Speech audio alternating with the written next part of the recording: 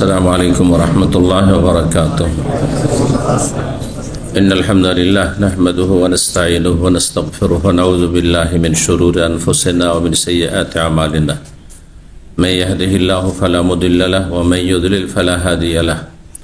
وأشهد أن لا إله إلا الله وحده لا شريك له وأشهد أن محمدا عبده ورسوله صلى الله تعالى عليه وعلى آله وصحبه وسلم تسليما كثيرا. أما بعد فقد قال الإمام البخاري رحمه الله تعالى: باب حقوق الوالدين من الكبائر. قال ابن عمرو رضي الله تعالى عنهما عن النبي صلى الله عليه وسلم. সম্মানিত ভাতৃমণ্ডলী, আল্লাহ রাব্বুল আলামিনের প্রশংসা এবং প্রিয় নবী সাল্লাল্লাহু আলাইহি সাল্লামের উপর সালাত ও সালামের পর জুমাবার 28শে জমাদার সানি 1447 হিজরি মোতাবেক 19শে ডিসেম্বর 2025 আমাদের ধারাবাহিক আলোচনা সহিহুল বুখারীর কিতাবুল আদব আচার ব্যবহার সম্পর্কীয় পর্ব নম্বর 3 আজকে আমরা শুরু করব। হাদিস নম্বর 5976 থেকে সহিহ বুখারীর। ইমাম বুখারী রাহিমাহুল্লাহর এই অধ্যায় নম্বর হচ্ছে 6। বিষয়বস্তু অধ্যায়ের বাবুন, এই অধ্যায় হচ্ছে উকুকুল ওয়ালিদাইন মিনাল কাবায়ের। পিতা মাতার অবাধ্যতা হচ্ছে কাবিরা গুনহার অন্তর্ভুক্ত। মা বাবার নাফরমানি করা, পিতা মাতার অবাধ্য হওয়া, পিতা মাতাকে অসন্তুষ্ট করা, পিতা মাতাকে কষ্ট দেওয়া, যে কোনোভাবে কথার দ্বারা কাজের দ্বারা কোনো হক আদায় না করি, যে কোনো রকমভাবে হোক না কেন, যে কোনো রকমের আচার আচরণ দিয়ে হোক না কেন, যদি মা বাবা কষ্ট পায় আর সে কষ্ট নেওয়া তার এটি অধিকার, অন্যায় নয়। কারণ অনেক সময় অনেকে কষ্ট নিয়ে থাকে বা কষ্ট মনে করে থাকে আমাকে কষ্ট দিল, অথচ আপনি কোনো অন্যায় করেন, ওর ভুল বুঝার কারণে বা ওর সীমা লঙ্ঘনের কারণে মনে করে যে আমাকে কষ্ট দিল, কিন্তু আসলে কষ্ট দেওয়া হয়নি। আপনার কথা বুঝছেন না?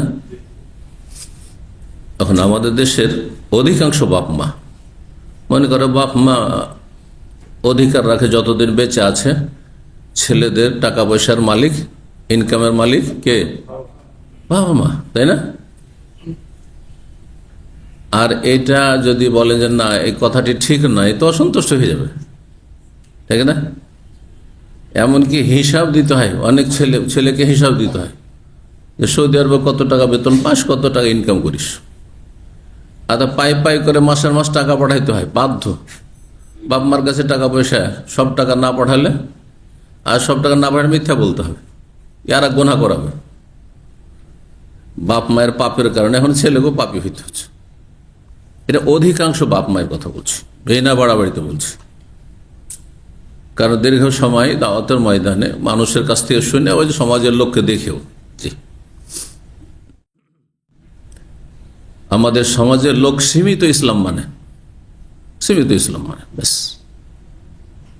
হয় যাদের আকীদা সহি, আহলুল হাদিস, আকীদার ক্ষেত্রে খুব গুরুত্ব, হ্যাঁ, তাওহীদ সুন্নাত ওগুলো ঠিক আছে, হ্যাঁ, শিরক বিদআত থেকে অনেকটা বেঁচে আছে।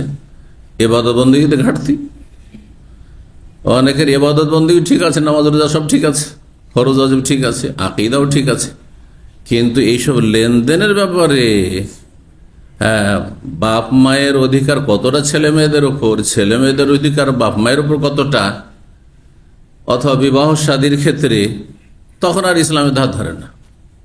আল্লাহ ইসলামের ধার ধরে না। ভালো ভালো বাহ্যিক ধার্মিক ওকে যদি বলেন ইসলামের কথা বিয়ে শাদীর ক্ষেত্রে, বলছেন না, এটা চলবে না। বিয়ে করবেন আপনি, আপনার বাপ আগে দেখার হক রাখে, আপনি দেখেন আর না দেখেন, আপনার দেখাটা নফল আর আপনার বাপের দেখাটা ফরজ, অথচ না জায়েজ, ঠিক না? কয়জন বুঝে এটা? আর বুঝার পর কয়জন মানে? অনেকে জানে, মানে না, মানতে চায় না। আর সাত গোষ্ঠী নিয়ে দেখবে, আবার বিশেষভাবে দুলহা ভাইদের, হ্যাঁ, বোন জামাই যেগুলো ছোট হোক আর বড় হোক, ওদের তো মনে করে যে এটা আমাদের অধিকার আগে, যে শালার বিয়ে দেবো তা আমরা আগে দেখব, ও দেখুক আর নাই দেখুক, কথা ঠিক না? না বাড়িয়ে বলছি? বাস্তব বলছি। অধিকাংশ পরিবার, গোটা গ্রাম দেখার অধিকার রাখা, আত্মীয় স্বজন না দেখলে সবাই অসন্তুষ্ট হয়ে যাবে। তারপরে একদিন গোটা গ্রামকে উঠিয়ে নিয়ে গিয়ে ওই মেয়ের বাবার বাড়িতে খাওয়াইতে হয় বরযাত্রী, না খাওয়াইলে গোটা গ্রাম এই ছেলের অসন্তুষ্ট। হ্যাঁ, যে সে কাউকে মানে না, কাউকে মানে না, কাউকে সম্মান করেন না, কারণ বরযাত্রীর হারাম খাবার খাওয়াইনি সেই জন্য। বুঝতে পারছেন না? আর বয়কট করে ফেলবে, শত্রুতা। জি, পারলে জিহাদের ঘোষণা করে দিবে আপনার বিরুদ্ধে। এ হলো জাতির অবস্থা। এই জন্য বাস্তবতা হচ্ছে আমাদের দেশের মুসলিমরা সীমিত ইসলাম মানে, যে যে ইসলামের পয়েন্টগুলো, বিষয়গুলি ওদের পছন্দসই সেগুলো মানে, যেগুলো একটু মনের উল্টা, সমাজের উল্টা, পরিবারের উল্টা, স্বার্থের উল্টা, ওগুলো মানে না। উদখুলু ফিস-সিলমি কাফা, আল্লাহ বলছেন ইসলামে পূর্ণরূপে প্রবেশ করো। ওয়ালা তাত্তাবিউ খুতুওয়াতিশ শায়তান, শয়তানের পদাঙ্কের অনুসরণ করিও। যারা ইসলামের কিছু মানে কিছু মানে না, সুবিধাবাদী, এরা শয়তানের অনুসারী। ইত্তিবাউ খুতুওয়াতিশ শায়তান, শয়তানের পদাঙ্কের অনুসারী। জি, বললাম বিনা বাড়াবাড়িতে বলছি, মধ্যম কথা এটি।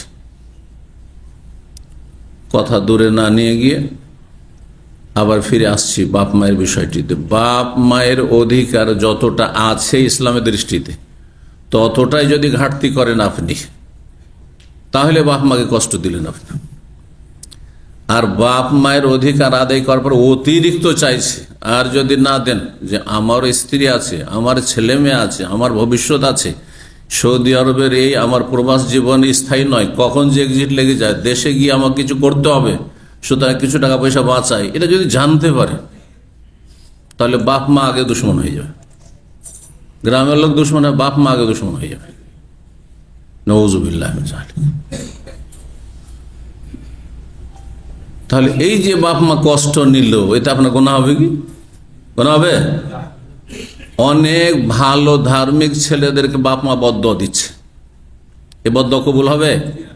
হাদিসে তো আছে যে বাপ মায়ের দোয়া আল্লাহ খণ্ডন করেন না। কিন্তু কেমন বাপ মা?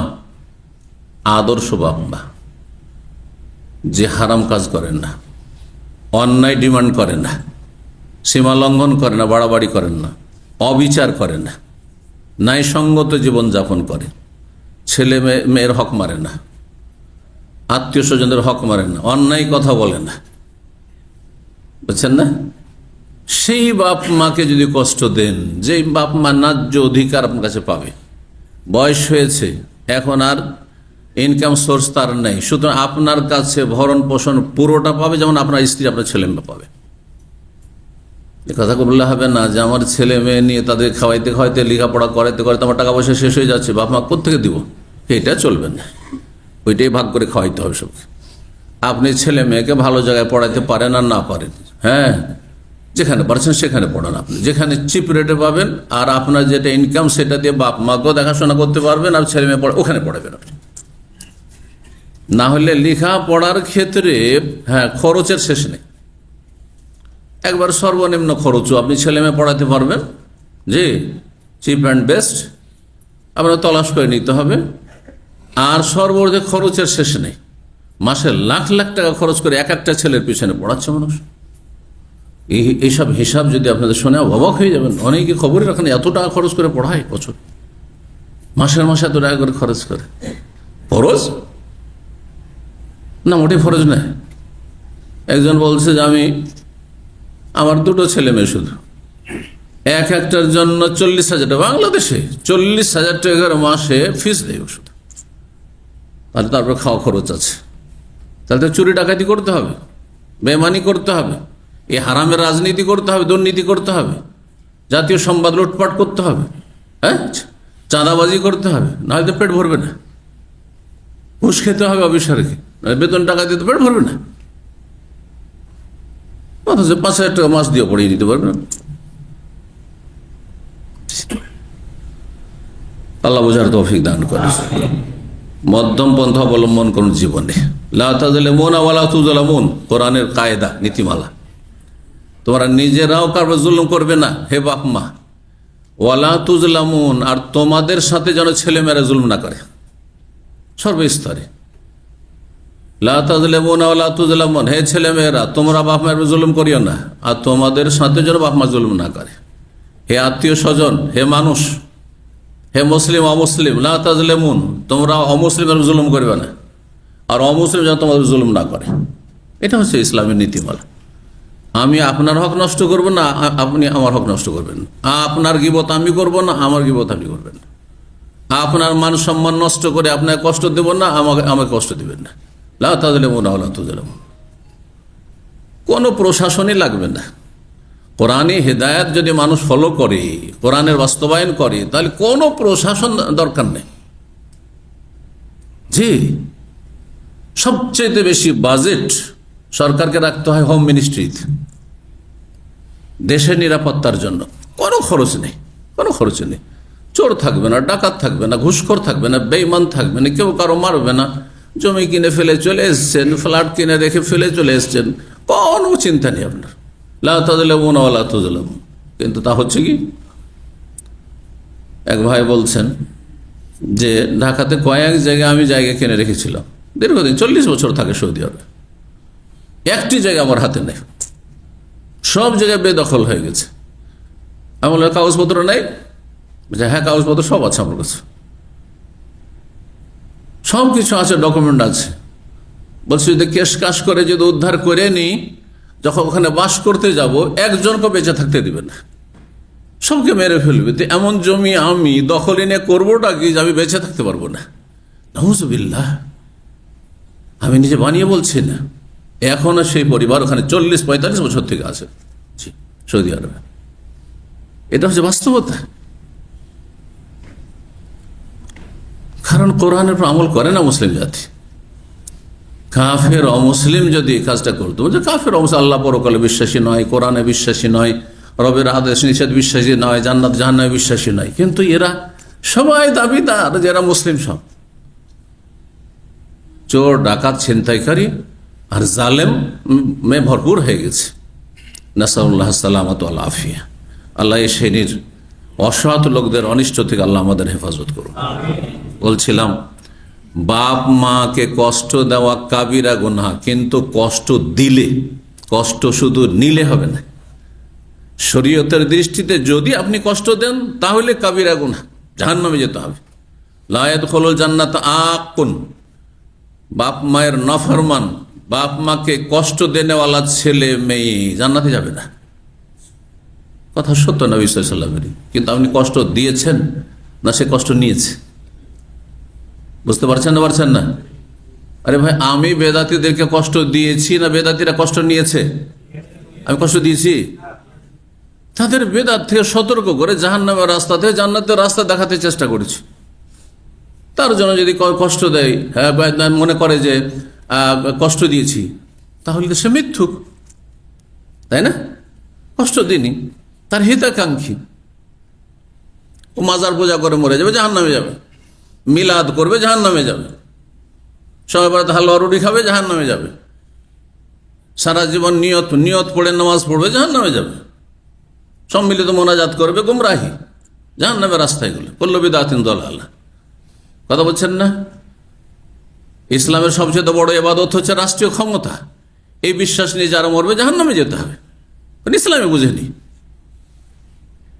তাহলে যদি সতর্ক করি এদের থেকে, এদের অনিষ্ট থেকে, তাহলে বা ওদেরকে যদি বলি, তাহলে ওদেরকে তো জান্নাতের রাস্তা লাগাতে চাই। আর আমি তো কষ্ট দিই না, তারা কষ্ট অনুভব করছে কিন্তু কষ্ট দিই না আমি। এর বুঝতে পেরেছেন? ঠিক ওই রকমই প্রতিটি ক্ষেত্রে। আপনি কি আসলেই কষ্ট দিলেন লোকটিকে, এমনি এমনি কষ্ট নিলাম? আরো শুনবেন, এখানে দাম আমি আমাদের দিনী ভাইদের মধ্যে যারা আসে এখানে, এদের মধ্যে একজন এসে বলছে, শেখ, প্রতি মাসে যখন আমি বেতন টেতন পাই তখন আমার রুমের ধার চাই আমার কাছে, প্রায় মাসে ধার চাই। দেখে যে আমার টাকা পয়সা থাকে এখানে, সব টাকা পাঠানো লাগে না, রাখতে পারি, সেভ করতে পারি, ধার চাই। তো আমি দেখছি ধার এইভাবে দিতে থাকলে কখন দেয় না দেয় কোনো ঠিক আছে আজকাল। তো আমি অনেক সময় বলি যে না, এই মাসে দিতে পারবো না, তখন 2-4 দিনের জন্য কথাই বন্ধ করে দেয়। ধার দিল না সেজন্য কি কথাই বন্ধ করে দিল, সম্পর্ক খারাপ করে দিল। তো এই লোক যে ধার দিল না আপনাকে, সে কষ্ট দিল না, আপনি কষ্ট নিলেন? কষ্ট দেয়নি আপনাকে। কারণ আল্লাহ বলছেন ওমা আলাল মুহসিনিনা মিন সাবিল, যে ধার দিয়েছে সে এহসান করছে। আর এহসানকারী মুহসিনিন, যারা এহসান অনুগ্রহ করছে নফল, তার বিরুদ্ধে অভিযোগের কোনো সুযোগ নেই, কমপ্লেন সুযোগ নেই। ও শাইখের কাছে ধার চাইলাম, একটু হেল্প চাইলাম, তিনি হেল্প করলেন না, ভালো মানুষ না, এটা বলা আপনার হারাম, অন্যায় করছেন আপনি। কথা বুঝতে পারছেন না? আমি যদি ধার দিতে পারি তবু ধার দেওয়া আমার জন্য ওয়াজিব নয়। একমাত্র না খেয়ে মরে যাচ্ছেন বা আপনার পরিবার না খেয়ে মরে যাচ্ছে, তখন তাদের জীবন রক্ষা করা যারা জানবে তাদের জন্য ফরজ। আমি যদি জানি যে এমন পরিস্থিতিতে একটা ছেলে এসছে এখানে, আর কাজ কাম নেই, তার খাবার দাবার নেই, তাকে ফুটপাতে থাকতে হচ্ছে, আর তাকে থাকার জায়গা নেই, থাকার জায়গায় দেওয়া অথবা তাকে খাবারের জন্য কিছু পয়সা দেওয়া, তখন আমার ফরজ হয়ে যাবে। শুধু আমি জানি আমার ফরজে আইন হয়ে যাবে, আপনারা সবাই জানে তো আপনাদের ফরজে কিফায়া হয়ে যাবে যে তাকে সাহায্য করতে হবে। বুঝতে পারছেন না? শরীয়তের প্রত্যেকটি ক্ষেত্রে ইসলাম সমস্ত বিষয়গুলি বিশদভাবে স্পষ্ট করে দিয়েছে যে কোনখানে ওয়াজিব ফরজ হয়ে যায়, কোনখানে ফরজে কিফায়া থাকে, কোনখানে সুন্নত মুস্তাহাব হয়, কোনখানে নফল, সুন্নাত না নফল করলে ভালো, না করলে কোনো অসুবিধা। বুঝতে পারছেন না? তাহলে কেন রাগ করবেন? আর একজন আমাদের দিনী ভাই, আপনাদের মতো, হয়তো এখনো আছে, হইতে পারে, কয়েক বছর আগে ঘটনা, ও ধার চেয়েছে 2-3 হাজার বা 4,000 রিয়াল, 5,000 রিয়াল। তখন বলছে ধার তো ঠিক আছে দেবো, কিন্তু একটু লিখে দেন। সাথে সাথে বলছে আপনি আমাকে বিশ্বাস করেন না? এই যে কষ্ট নিল, যে লিখে দেওয়ার কথা, একটু লিখে সই করে দেন যে আমি এত তারিখ এত টাকা নিলাম, এত দিনে অমুক তারিখে দিয়ে দেবো, অমুক দিনের এত তারিখের মধ্যে দিয়ে দেবো। এতে যে কষ্ট নিল, এ কি কষ্ট দিয়েছে না কোরআনের কথা বলেছে? কোরআন সবচেয়ে বড় আয়াত সূরা বাকারায়, সবচেয়ে বড় আয়াত গোটা কোরআনে, আয়াতুদ্দাইন ফাকতুবু। আল্লাহ বলছেন লিখে রাখো, মুখে মুখে ধার দিও না। কারণ মুখে মুখে ধার দিয়ে কালকে আপনি বলবেন যে 5,000 রিয়াল পাবো, বলবেন যে না আমি 4,000 পাবে আমার কাছে। ভুলেও যেতে পারে, আবার ইচ্ছে করে বলতে পারে। 2-4 দিন পরে বলবে যে না আমি তো দিয়ে দিয়েছি, শুধু 2,000 টাকা পাবে, কিছুই দেয়নি। হয়তো আপনি ভাবছেন দেয়নি, আর বলছে দিয়ে দিচ্ছি। কি করবেন তাহলে? তাহলে লিখে নিতে হবে। যখনই কিছু অংশ একটা দিয়ে দিল 2,000 দিয়ে, সাথে সাথে লিখে নিতে হবে। তার হাতে লিখে নেন, তার হাতের লিখা, এবং তাকে সই করিয়ে নেন, হ্যাঁ এ দিলাম, এ নিলাম, ঝামেলা থাকবে না। এতে অনেকে কষ্ট নিয়ে থাকে, কষ্ট নিয়েছে। ইসলামী সেন্টারে আসা লোকও যদি এইরকম হয় যে ওকে লিখতে বললে কষ্ট পায়, তাহলে বাকি ফুটপাতিয়াগুলোর কি অবস্থা হলে? সব তো মেরে খাবে টাকা পয়সা পেলে পরে। যারা দিন শিখে না, দিনের উপর আমল করে না, যারা দিনের কোনো জ্ঞানও চর্চা করেন না, তাদের পেট ছাড়া পয়সা ছাড়া কোনো ধান্দাই নেই, রাস্তার পথে যারা সিকো মার্কেটে আড্ডা দিয়ে থাকে, তাদের কাছ থেকে কিসের কল্যাণ আশা রাখছেন আপনি? যে ওদের কাছে ধার দিয়ে আপনি উদ্ধার হবে? বলুন দেখি। তো কথা হচ্ছে যে আসল হচ্ছে আমলের বিষয়, ইমান ইয়াকিনের বিষয়। পরম্পরা ইসলাম, ইমান আর ধর্মকর্ম এসব কিছুই কাজে আসবে না। বাপ দাদা মুসলিম, আমিও মুসলিম, এটা পরম্পরা ইসলাম। এই পরম্পরা ইসলাম দিয়ে কিছু কাজে আসবে না। ইলম শিখতে হবে, বিশ্বাস করতে হবে, ইলমের উপর ইয়াকিন করতে হবে, ওহির ইলমের উপর, এবং তার প্রতি আমল করতে হবে, যত্নশীল হইতে হবে। প্রতিটি বিষয়ে আমল করবেন। এবং যেমন আপনার অন্য অন্য নামাজ, রোজা, হজ, যাকাত নেকির কাজ, তেমনি ঋণ কর্জার ক্ষেত্রে, বিবাহ শাদীর ক্ষেত্রে সুন্নাহ অনুসারে কোরআন হাদিস মোতাবেক আমল করা, সেটাও ইবাদতের কাজ, সওয়াবের কাজ। এই যে লিখে নিলেন, লিখে দিলেন, এতেও নেকি পেলেন আপনি। সময় বেঁধে নিলেন, বেঁধে দিলেন, এতেও নেকি পেলেন। আল্লাহ বুঝার তৌফিক দান করেন। বাপ মায়ের খেদমতেও যেমন নেকি আছে, বাপ মাকে সন্তুষ্ট করায়, তেমনি ছেলে মেয়েদের হক নষ্ট না করাতেও নেকি আছে বাপ মায়ের। দুটোই খুব গুরুত্বপূর্ণ।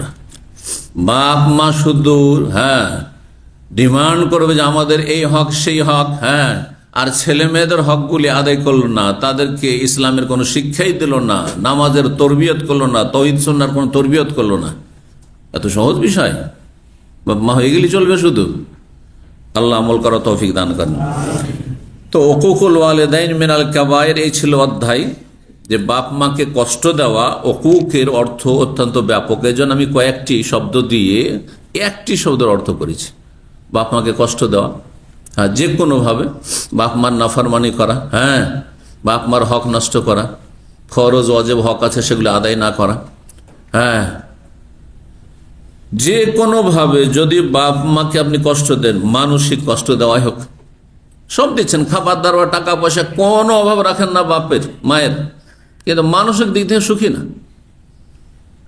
না আপনার সাথে থেকে, সারাদিন ব্যস্ত থাকে রুজি রোজগার, আর এসে সোজা বউর ঘরে ঢুকেন, স্ত্রীর সাথে ঢুকেন, ব্যাস বাপ মায়ের সাথে একটু বসারও সময় নেই।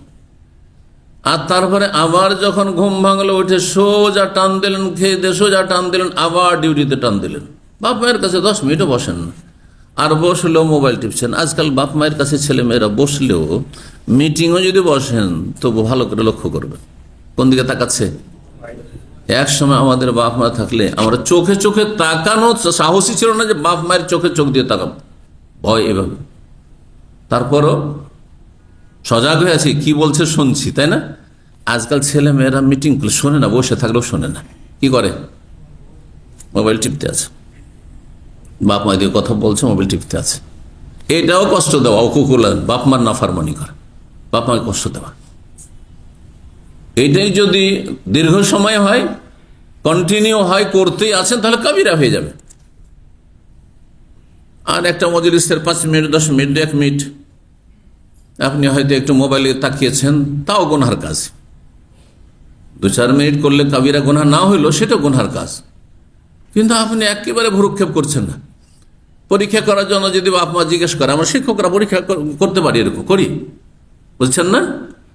ছাত্র বসে আছে আর মোবাইল টিপছে, মাদ্রাসার ছাত্ররা এরকম করে। যদি আলহামদুলিল্লাহ আমার সামনে সাধারণত এরকম করে না, একমাত্র কেউ আড়ে কেউ কিছু করছে সেটা তো দেখি না, কিন্তু সামনে এখন পর্যন্ত কেউ মোবাইল টিপছে আর আমি বক্তব্য করছি, এটা সাধারণত আলহামদুলিল্লাহ দেখি না। কিন্তু মাদ্রাসার ছাত্র আজকাল আছে, কারণ অনেক শিক্ষক আছে এমন টিচিং করে, এমন পড়ায় যে ওর পড়াতে ঘুম চলে আসবে। মানে এইরকম পড়া যদি পড়ান যে আপনার যখন আপনি দর্শ দিচ্ছেন, আলোচনা করছেন বা আপনি কিতাব পড়াচ্ছেন, তখন ঘুম চলে আসছে। তো কেউ ঘুমাচ্ছে, আর না হলে কেউ কি করছে, মোবাইল টিপছে। দেখছি এর কাছ থেকে তো কিছু পাওয়ার নেই, তো পাবো না, তো মোবাইল থেকে কিছু পাওয়ার চেষ্টা করি, বুঝছেন না? তাহলে দোষ শিক্ষকেরও আছে। কিন্তু দোষ শিক্ষকের না থাকে, আর যদি মোবাইল, এক সময় মহিলা মাদ্রাসাগুলিতে, আমরা প্রথম মহিলা মাদ্রাসা, এক সময় মহিলা মাদ্রাসা ছিলই না, 1-2 করে শুরু হয়েছে, বিশেষ করে আহলে হাদিসদের। হানাফিদের মহিলা মাদ্রাসা হেফজখানা মেলা ছিল, কিন্তু আহলে হাদিস সমাজে মহিলা মাদ্রাসার প্রচলনটা আজকের থেকে 25-30 বছর আগে শুরু হয়েছে, বেশি না, 30-35 বেশি মোটেই না। প্রথম আমার জানা মতে মাদ্রাসা মোহাম্মদী আরবের সাথে মহিলা মাদ্রাসা, আমাদের সহপাঠী, আমি হাদিসে ছিলাম, তিনি কোরআনে ছিলেন, হাফেজ শেখ রফিকুল ইসলাম মাদানী, তিনি গিয়ে চালু করলেন মাদ্রাসা মোহাম্মদী আরবিয়াতে। আমার সাথে লেখাপড়া করে গিয়ে 1994-95 দিকে বা তারপরে কয়েক বছর শিক্ষকতা তিনি করে ছেলেদের বিভাগে, তারপরে তিনি চিন্তা করলেন একটা মহিলা মাদ্রাসা করেছেন। তার কোনো জানেই ছিল না যে কোনো মহিলা মাদ্রাসা আছে বাংলাদেশ মাটিতে। আমাদের এলাকা, আমাদের যুগে, আমরা যখন ছাত্র জীবন ছিল, কোনো মহিলা মাদ্রাসা ছিল না আহলে হাদিসদের। কোথায় ভারতের কোথায় যেতে হবে, 1000, 1500, 2000 কিলোমিটার দূরে 1-2টা মহিলা মাদ্রাসা আছে শুনতো।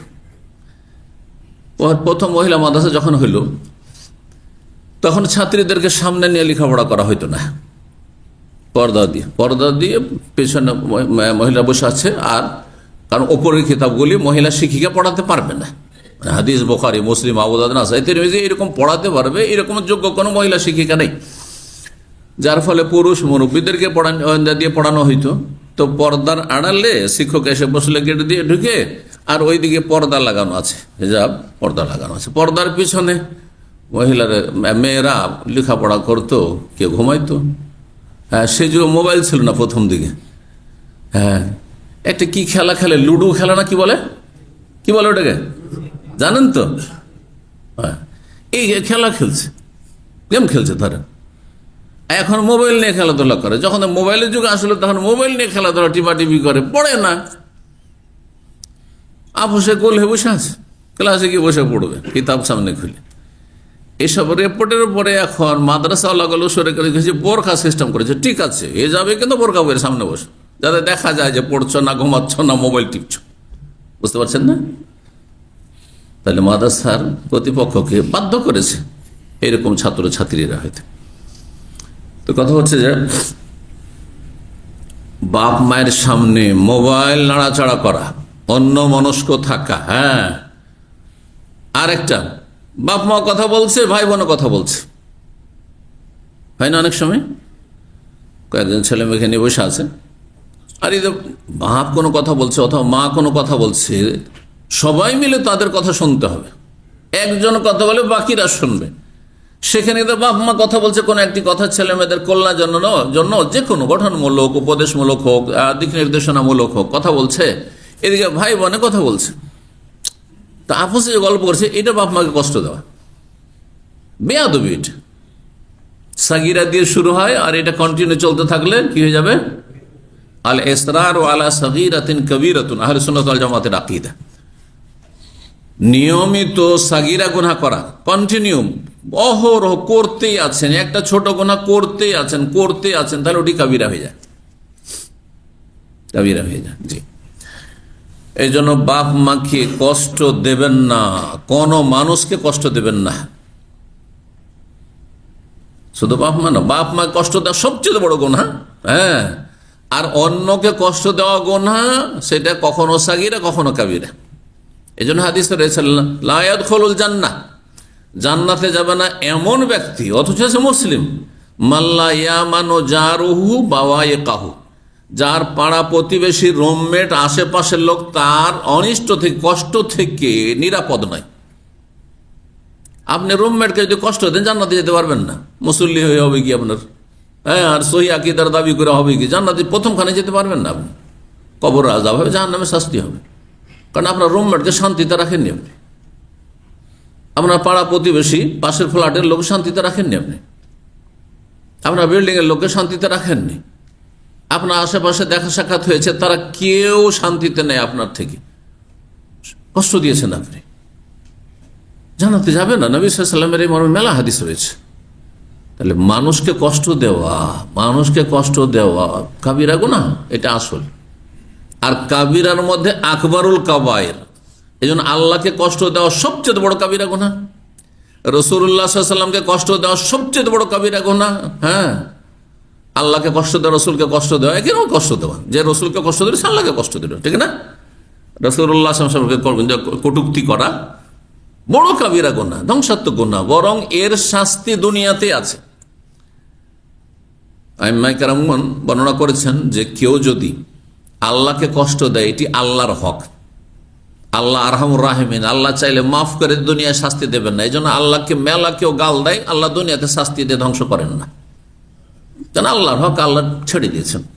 অথবা আখেরাতে আল্লাহ আমাদের মতো অধৈর্য না যে এখনই পানিশমেন্ট করতে হবে, আমি সবকিছু করতে পারবো সুতরাং এখনই তাকে শাস্তি দেবো, আল্লাহ করেন না। বুঝছেন না? আল্লাহর নাম হচ্ছে হালিম। হালিম মানে সহনশীল। তিনি যে বরদাস্ত করতে পারেন, সারা পৃথিবীর মানুষ মালিক তার সামান্য কিছু বরদাস্ত করতে পারবে না। একটুতে আমরা উত্তেজিত হয়ে যায়, একটুতে আমরা অধৈর্য হয়ে যায়, না একে শাস্তি করতে হবে, দিতে হবে, এর একটা কিছু করতেই হবে, শায়েস্তা করতে হবে। সারা জীবন আপনি আল্লাহকে কষ্ট, আল্লাহ রসুলকে কষ্ট দিচ্ছেন হয়তো, কিন্তু ধরছেন আল্লাহ রাব্বুল আলামিন। কিন্তু রাসূলুল্লাহ সাল্লাল্লাহু আলাইহি ওয়াসাল্লামকে কষ্ট দেওয়ার বিষয়টি সম্পর্কে আইম্মায়ে কেরামগণ বলেছেন, এটি রাসূলুল্লাহ সাল্লাল্লাহু আলাইহি ওয়াসাল্লামের হক এবং রাসূলুল্লাহ সাল্লাল্লাহু আলাইহি ওয়াসাল্লামের মর্যাদা আল্লাহর কাছে সমস্ত মানুষের চাইতে আল্লাহ রাব্বুল আলামিনের কাছে সবচেয়ে উচ্চ মর্যাদা। এজন্য কেউ রসুলকে কষ্ট দিলে সাধারণত নগদ শাস্তি দিয়ে দেন, আল্লাহ দুনিয়াতে শাস্তি দিয়ে দেন। কারণ রসুলের হক হচ্ছে বান্দার হক, আল্লাহ মাফ করবেন না। আর সবচেয়ে শ্রেষ্ঠ বান্দার হক, যার ফলে দুনিয়াতে আযাব আসে যে রসুলকে কষ্ট দেয় তার উপর। আল্লাহকে গাল দিলে অনেক সময় দুনিয়াতে আযাব নাও আসতে পারে। তারপরে বাপ মাকে কষ্ট দেওয়া আকবরুল কাবায়ের, বড় কাবিরা গুনাহ। যে কোনো মুসলিমকে কষ্ট দেওয়া, যে কোনো এমনকি যে কোনো মানুষকে কষ্ট দেওয়া, সেটা কাবিরা গুনাহ। যদি বড় ধরনের কষ্ট হয়, সামান্য কষ্ট একটু, তাহলে তখন সাগীরা বলা যেতে পারে। অধিকাংশ ক্ষেত্রেই কাউকে কষ্ট দেওয়া কাবিরা গুনাহর অন্তর্ভুক্ত। আর বাপ মায়ের হক, যেমনটা বলবো, আল্লাহর পরে, আল্লাহ এবং তার রাসূলের পরে পিতামাতার হক।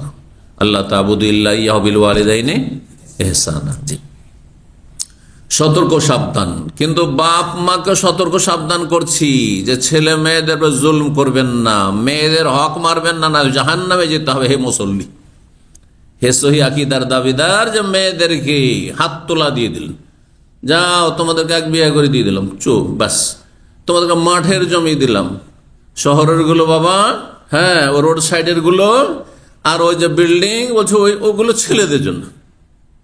নাউযুবিল্লাহ, জাহান্নামী এরা, এসব ভাব জাহান্নামী, এতে কোনো সন্দেহ নেই। জি, তোর ইনকাম দিয়ে আমার নামে হবে, তারপরে কি হবে বাবা, আমি আসার পরে দিবেন? করছেন না, সব ছেলে মেয়ে তাদের ভাগ পাবে সমান সমান। ইনকাম করলেন আপনি, আর আপনার ছোট ভাইগুলো বোনগুলো যাদের একটা পয়সার কোনো অবদান নেই, সমান সমান। আপনি যদি 1 লাখ টাকা ভাগ পান, তাহলে আপনার ছোট ভাই যে আপনার হোটেলে, আপনার বাপের হোটেলে ফিরি খেয়ে, আর তার বাচ্চা নেই, ছেলে মেয়ে নেই, খরচ খরচা নেই, সেও 1 লাখ টাকা নিয়ে যাচ্ছে, আর আপনার 5টা 10টা ছেলে মেয়ে হয়ে গেছে, বড় সংসার চালাতে হিমশিম খাচ্ছেন, আপনিও 1 লাখ টাকা ভাগ করে নেন। টাকাগুলি কার? সবগুলি আপনার ইনকাম করা। জাহান্নামে যেতে হয় এরকম বাপ মাকে। জি, ইত্তাকুল্লাহ, আল্লাহকে ভয় করুন। বাপ মাকে আল্লাহকে ভয় করতে বলছি, ছেলে মেয়েকে আল্লাহকে ভয় করতে বলছি, ভাই বোনদেরকে আল্লাহকে ভয় করতে বলছি। ভাইয়েরা জেনে শুনে বাপের এই হারাম কাজে সমর্থন করবেন না, যে বোনদেরকে দেবে না, আর খুব খুশি যে বাড়িটা আমরা পেয়ে গেলাম, হ্যাঁ, রোড সাইডে যা দামি দামি জায়গাগুলো আমরা পেয়ে গেলাম, আর বোনকে মাঠে জমি ধরিয়ে দিলাম। হ্যাঁ, কয়দিনের দুনিয়া। বাপ মায়ের সাথে, এইসব জালেম বাপ মায়ের সাথে ওসব ভাই যারা সমর্থক, তাদেরকে জাহান্নামে যেতে হবে। এর একটি হাদিস 5975 নম্বর হাদিস, এই হাদিসটি হয়ে গেছে, সুতরাং সেটা আর তার পুনরাবৃত্তি করছি না। 5976 নম্বর হাদিস থেকে শুরু করি। হাদিস বর্ণনা করছেন আব্দুর রহমান বিন আবি বকরা, তার পিতা আবু বকরা রাদিয়াল্লাহু তাআলা আনহু সাহাবী থেকে। তিনি বলেন, কালা রাসূলুল্লাহ সাল্লাল্লাহু আলাইহি ওয়াসাল্লাম, রাসূলুল্লাহ সাল্লাল্লাহু আলাইহি ওয়াসাল্লাম বলেছেন, আলা উনাব্বিউকুম বিআকবারিল কাবায়ের, তোমাদেরকে জানিয়ে দেব নাকি সবচেয়ে বড় কাবিরা গুনাহগুলি সম্পর্কে। সবচেয়ে বড়, এক তো কাবিরা মানে বড় গুনাহ, হ্যাঁ, আর বড় গুনাহর মধ্যে যেগুলো সবচেয়ে বড় কাবিরা গুনাহ। তাহলে কাবিরা গুনাহগুলি সবগুলি একই স্তরের নয়, ঠিক আছে না? খুন করা আর মিথ্যা কথা বলা সমান নাকি? হ্যাঁ, ওটাই সমান নয়। শিরক করাও কাবিরা গুনাহ, হ্যাঁ, কুফরি করাও কাবিরা গুনাহ, আর ব্যভিচার করাও কাবিরা গুনাহ, সমকামিতা কাবিরা গুনাহ, নাউযুবিল্লাহ মিন যালিক, নাসাল্লাহু সালামাত ওয়াল আফিয়া। আর 10টা টাকা চুরি করাও কাবিরা গুনাহ। কারণ সমান নাকি? চুরি করা আর ব্যভিচার করা সমান না? মোটেই সমান না। বুঝতে পারছেন না? আচ্ছা, কাবিরা গুনাহ কাকে বলে? একটা এসে বন্ধ করে দেয় ঠান্ডার সময়, যথেষ্ট কোন রকম আবহাওয়া নর্মাল যাদের থাকে। জি,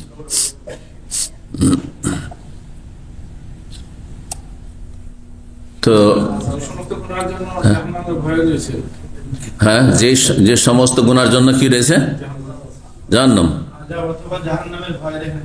আচ্ছা, যদি জাহান্নামের ভয় দেখানো না হয় তাহলে কাবিরা নয়। হ্যাঁ, সংজ্ঞা বলছি, যে গুনাহতে আযাব আছে। কে বললেন? আচ্ছা, একটা অংশ হলো। যেমন কেউ যদি জিজ্ঞাসা, মানুষ কাকে বলে? বুঝে, যার হাত আছে, ঠিক আছে। আর একজন আছে, মানুষ কাকে বলে? যার মাথা আছে, মুখ আছে, হ্যাঁ, ঠিক না?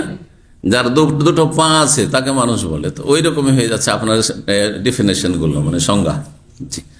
পারফেক্ট সংজ্ঞা করতে হবে। মানুষ কাকে বলে তার সংজ্ঞা এমন করতে হবে যাতে গোটা শরীরটা সামিল হয়। এমন হাতি, যে হাতি দেখেনি, ওকে বোঝাচ্ছেন যে হাতি দেখিস নি, হাতি কাকে বলে? আজকাল না হয় সোশ্যাল মিডিয়া তো দেখে নিচ্ছে। এক যুগ ছিল যে হাতি যারা জীবনে দেখেনি, হাতি কেমন বলছে, হাতি থামের মতো, এই যে গোল থামের মতো, পিলারের মতো, মানে পাটা। আর এক বলছে হাতি হচ্ছে কিসের মতো? হ্যাঁ হ্যাঁ, ওই যে কানটার কথা শুধু বলছে, কেউ ওই সোঁটটার কথা বলছে। তো এইভাবে করলে কাজ হবে? বলেন কাবিরা গুনাহ কাকে বলে? যে বলতে পারবেন পারফেক্ট পূর্ণ সংজ্ঞা, হাত তোলেন।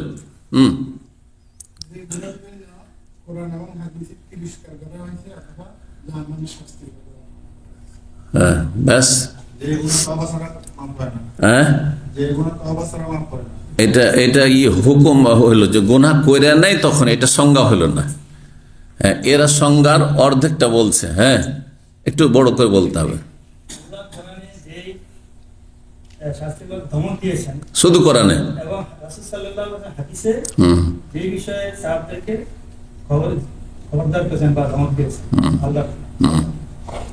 শুধু নিষেধ থাকলে কাবিরা হয়ে যায় নাকি?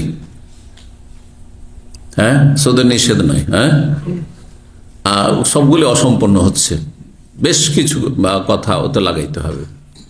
যদি কোন গুনার ক্ষেত্রে, কোন পাপের ক্ষেত্রে, কোন কাজের ক্ষেত্রে কোরআনে ও হাদিসে শাস্তির কথা আসে, দুনিয়ার শাস্তি না হয় আখেরাতের শাস্তি, আখেরাত মানে কবরের শাস্তি অথবা জাহান্নামের শাস্তি, ঠিক না? অথবা জান্নাত থেকে বঞ্চিত করার শাস্তির কথা বলা হয়েছে, অথবা তাতে আল্লাহর গজবের কথা বলা হয়েছে, অথবা আল্লাহ এবং রসুলের লানতের কথা বলা হয়েছে। এগুলো তো হয়তো কোনো শাস্তির কথা নেই, কিন্তু লানত করা হয়েছে। হ্যাঁ, অভিশাপ দেওয়া হয়েছে, লানত করা হয়েছে। তাহলে সেগুলি হচ্ছে কাবিরা গুনাহ। কারণ বেশ কিছু গুনাহ আছে যে গুনাহগুলির ক্ষেত্রে জাহান্নাম, স্পষ্ট জাহান্নামের কথা নেই, হ্যাঁ যে জাহান্নামে যাবে অথবা জান্নাত থেকে বঞ্চিত হবে বা কবর আযাব হবে, এরকম নেই, কিন্তু শুধু লানত করা হয়েছে, সেটা কাবিরা নয়। যেমন ঘুষখোর সম্পর্কে, লান আল্লাহর রাশি আল মুরতাশি, আল্লাহ লানত করেছেন যে ঘুষ নেবে, ঘুষ দেবে তার উপর। কিন্তু ঘুষখোর যে ঘুষ নেবে দেবে, ঘুষের সাথে সম্পর্কিত যারা বা সম্পৃক্ত, তাদেরকে জাহান্নামে দেওয়া হবে কথা তো নাই, কিন্তু কি আছে? আল্লাহর রহমত থেকে বঞ্চিত করেছেন। সুতরাং ঘুষ খাওয়া হচ্ছে বা ঘুষ দেওয়া হচ্ছে কাবিরা গুনাহ। বুঝতে পারছেন না? জি, এইভাবে কাবিরা গুনাহর সংখ্যা আনুমানিক কতটি রয়েছে? 70-এর অধিক বলতে হবে, 70-এর অধিক। কাবিরা গুনাহ আর হুকুম কি যদি করে দেয়, তখন বলবেন যে যেই গুনার জন্য তওবা শর্ত, তওবা না করলে আল্লাহ মাফ করবেন না, তখন এই কথা বলবেন। বুঝতে পেরেছেন?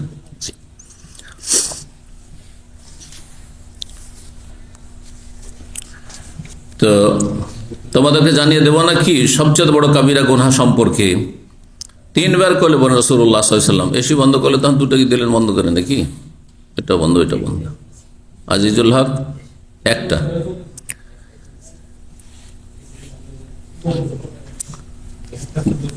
বলছেন কুলনা বালা ইয়া রাসূলুল্লাহ, বললাম যে হ্যাঁ অবশ্যই হে আল্লাহ রসুল। কাল আল ইশরাকু বিল্লাহ, আল্লাহর সাথে শিরক করা সবচেয়ে বড় কাবিরা গুনাহ। আচ্ছা, শিরক বললে তাহলে আল্লাহর সাথে যে কেউ কুফরি করে, শিরক করে না কিন্তু কিছু অমান্য করে, তাহলে সে মুশরিকের সমান নয়? একজন মূর্তিকে বা মাজারে সেজদা করে আর আরেকজন বলে আল্লাহ নেই, অথবা আমি কোরআন বিশ্বাস করি না বা কোরআনের এই আয়াতটা বিশ্বাস করি না, অথবা আমি এই রমজান মানি না, রমজান মানি না, কোন একটা কিছু। পার্থক্য আছে দুটো অপরাধে না দুটো সমান? বড় শিরক, বড় কুফরি, বড় মুনাফিকি সমান অপরাধ, সমান অপরাধ।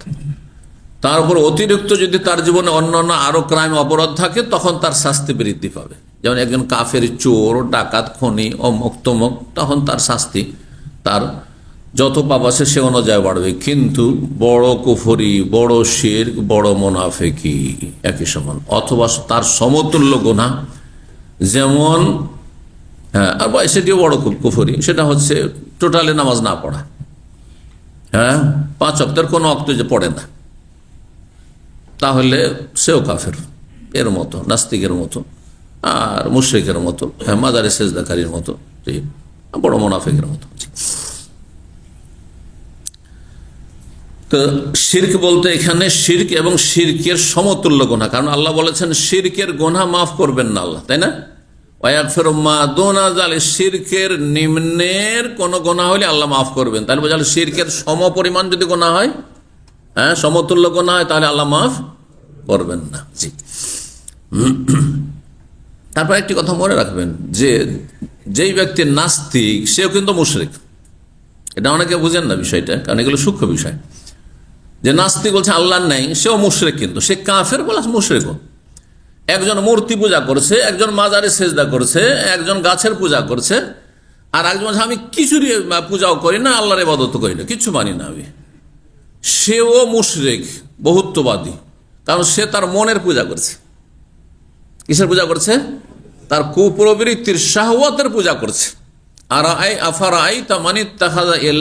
হাওয়া।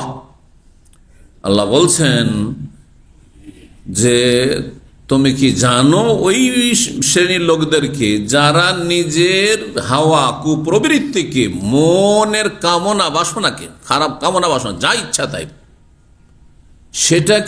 সেটার কি করে? অনুসরণ করে। তো সেও মুশরিক। এই জন্য নাস্তিক ও মুশরিক। জি, এই অর্থ। হুকুকুল ওয়ালিদাইন, এবং পিতা মাতার অবাধ্যতা। ওয়াকানা মুত্তাকিয়ান, তাহলে 2 নম্বর আকবরুল কাবায়ের, বড় গুনাহগুলির সবচেয়ে বড় গুনাহ শিরক, কুফরি। আর তারপরে কি বললেন? পিতা মাতার অবাধ্য হওয়া। এরকমই খুন করা।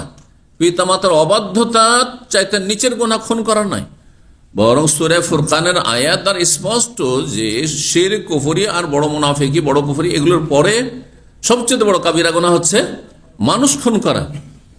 ওয়াল্লাযীনা লা ইয়াদউনা মা আল্লাহি ইলাহান আখার ওয়া লা ইয়াকতুলুনা আন-নাফসাল্লাতী হারামাল্লাহু ইল্লা বিল হক ওয়া লা ইয়াজনুন। তারপরে জিনা কাবিরা গুনাহ, বরং আকবরুল কাবায়ের, কাবিরা গুনাহগুলির সবচেয়ে বড় গুনাহ যেগুলো, হ্যাঁ, তার অন্তর্ভুক্ত। কিন্তু জেনার মধ্যে একটা হচ্ছে ধর্ষণের জেনা, জবরদস্তি জেনা, এটা সম্মতির জেনা। দুটোতে পার্থক্য রয়েছে, কিন্তু তার মানে এই নয় যে সম্মতি হইলে তাতে সাগিরা হয়ে যাবে না, কখনো না। সেটিও আকবরুল কাবায়ের, কারণ এগুলি হচ্ছে নোংরামি, এগুলি হচ্ছে অশ্লীলতা। আর অশ্লীলতাকে আল্লাহ হারাম করেছেন, সমস্ত অশ্লীলতাকে আল্লাহ হারাম করেছেন।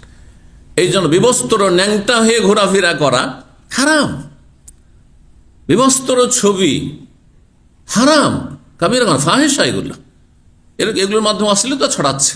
পর্নোগ্রাফি কাবিরা গুনাহ, দেখা, আপলোড করা এবং এর সাথে সংশ্লিষ্ট থাকা কাবিরা গুনাহ। ওল ইন্নামা হারামা রব্বি আল ফাওয়াহিশা, হে নবী বলে দেয় যে আমার রব আল্লাহ তাআলা কি করেছেন? সমস্ত অশ্লীল কথা, কাজকে হারাম করেছেন। এখানে কাবিরা গুনাহ সংজ্ঞা যখন বলছিলাম তখন এই কথাটা, কিছু কিছু কাবিরা গুনাহ আছে যেগুলোতে লানত নেই, গজব নেই, যেগুলো বললাম, কিন্তু হারাম শব্দটি এসছে, তাহলে কাবিরা গুনাহ, সেটি কাবিরা গুনাহ। জি। আর নিষেধাজ্ঞা যদি এসে নবী সাহেব নিষেধ করেছেন, সেগুলো 2 ভাগে বিভক্ত। কিছু নিষেধাজ্ঞা আছে যেগুলো কাবিরা, আর কিছু নিষেধাজ্ঞা আছে যেগুলো করলে সাগিরা হবে। নবী সাল্লাল্লাহু আলাইহি সাল্লাম, হ্যাঁ, দাঁড়িয়ে খেতে নিষেধ করেছেন, তাই না? পানাহার করতে নিষেধ করেছেন, এটা কাবিরা গুনাহ নাকি? মাকরুহ, অপছন্দনীয়। জি।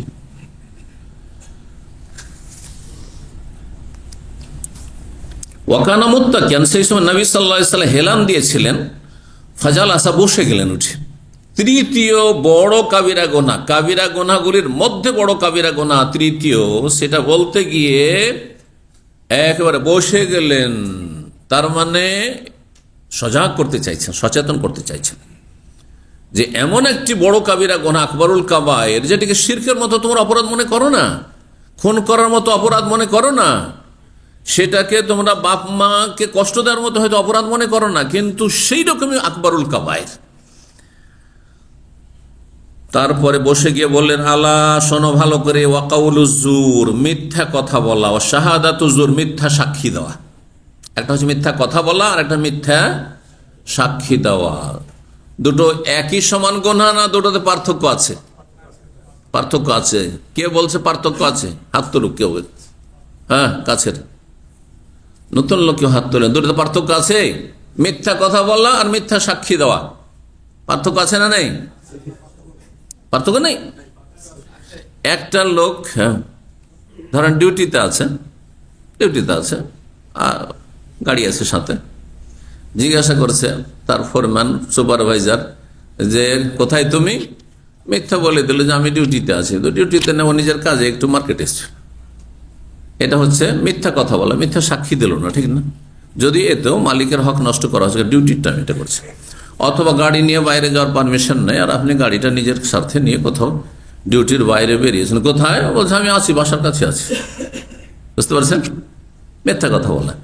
আর একটা হচ্ছে আদালতে গেলেন অথবা সামাজিক বিচার সালিশ হচ্ছে, আর ওখানে একজন অপরাধী সম্পর্কে আমি সাক্ষী দিলেন যে না না না না না সে এই কাজটি করেনি।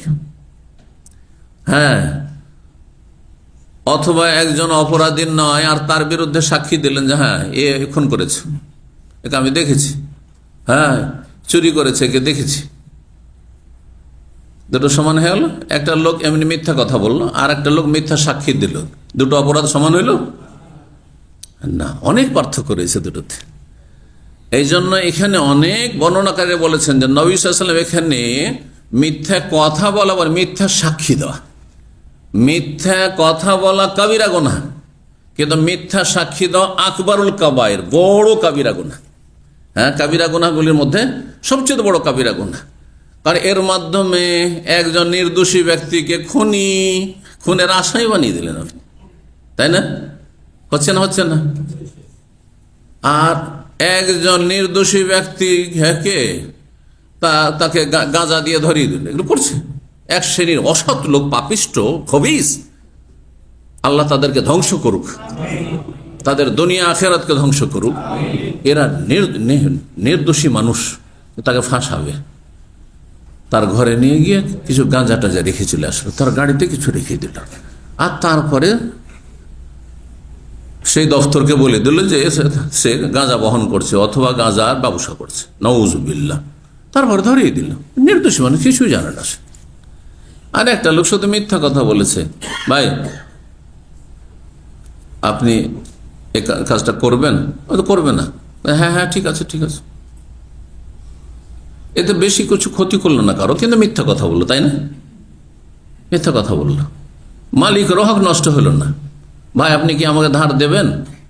হ্যাঁ দেবে না আসলে ধার, কিন্তু সেখানে পরিস্থিতি এমন ছিল যে এখানে না বললে একটু ভয় পাচ্ছি। মানুষ মিথ্যা কথা কেন বলে জানেন তো? জানেন মিথ্যা কথা কখন বলে মানুষ? যে ঠিক করে বলতে পারে হাত তুলবে, হ্যাঁ নিচে বাঁচানোর জন্য না, অর্ধেক হইল না, হলো না, হলো না, এটা অর্ধেক বলেছে। আর একটা দিক আছে, ওইটা বললি কাজ হইতো। শুধু সম্পর্ক না, সহজে শোনেন, মিথ্যা মানুষ বলে নিজের স্বার্থের জন্য। স্বার্থ হচ্ছে দুটো, একটা হচ্ছে কিছু লাভ হাসিল করা, আর না হয় ক্ষতি থেকে বাঁচা। এখানে মিথ্যা কথা না বললে আমার ক্ষতি হয়ে যাবে, সেজন্য মিথ্যা বলে। অথবা মিথ্যা কথা বললে এখানে কি হবে, আমার একটা বেনিফিট লাভ হবে, সেজন্য মিথ্যা কথা বলে। তাহলে এই দুনিয়ার স্বার্থ, এই অবৈধ স্বার্থ থেকে নিজেকে যদি বাঁচাতে পারেন তাহলে আর মিথ্যা বলবেন না। বুঝতে পারছেন না? মদিনা ইউনিভার্সিটিতে এমনও ধার্মিক ছেলে লেখাপড়া করেছে, আমাদের চাইতে সিনিয়র ছিল 1-2 বছর। তখনকার যুগে বেশ কিছু সামান আমরা নিয়ে গেলে সেগুলোতে কাস্টম ডিউটি দিয়ে নিয়ে যেতে হতো, বুঝছেন না? কাস্টম দিয়ে নিয়ে যেতে হতো। তো ঠিক মনে নাই, কিন্তু আমার মনে হয় হয়তো টেপ রেকর্ডার হোক অথবা এই ধরনের কোনো কিছু হোক, হ্যাঁ ইলেকট্রনিক কোনো সামান ছিল, বা ক্যামেরা হোক, যাই হোক সে নিয়ে যাচ্ছে। তখন তাকে জিজ্ঞাসা করছে একজন অফিসার, যে সে দাড়িওয়ালা মানুষ, হ্যাঁ হুজুর মানুষ, জিজ্ঞাসা করছে যে আপনার কাছে কাস্টম ডিউটি দেওয়ার মতো কোনো মাল সামান আছে, এরকম কোনো সামান আছে যেগুলোতে কাস্টম দিয়ে যেতে হবে? তখন সে বলছে হ্যাঁ আছে, আমার কাছে এ আছে, আছে আছে আছে, বলে দিল। হ্যাঁ সোনা দানা আছে, গোল্ড আছে? বলছে হ্যাঁ আছে। কত ভরি? এত ভরি। অবাক সে অফিসার শুনে, শোনার পর বলছে যাও চলে যাও, ছেড়ে দিল তাকে।